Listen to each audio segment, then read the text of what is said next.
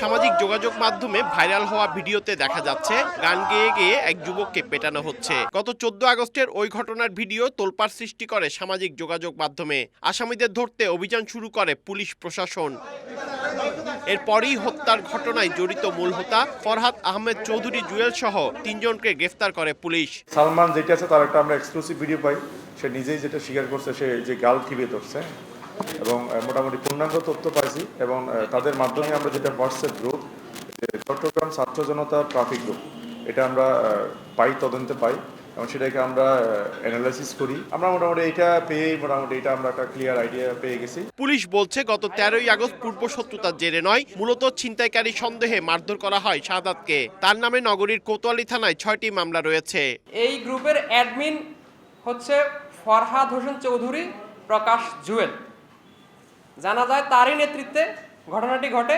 গ্রেপ্তার করার পর তার দেওয়া তথ্যের ভিত্তিতে একজন আইনের সহিত সংঘাতে জড়িত শিশু তাকে আইনের হেফাজতে নিতে সক্ষম হয়।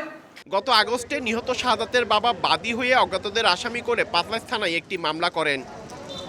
পার্থপ্রতিম বিশ্বাস, সময় সংবাদ, চট্টগ্রাম।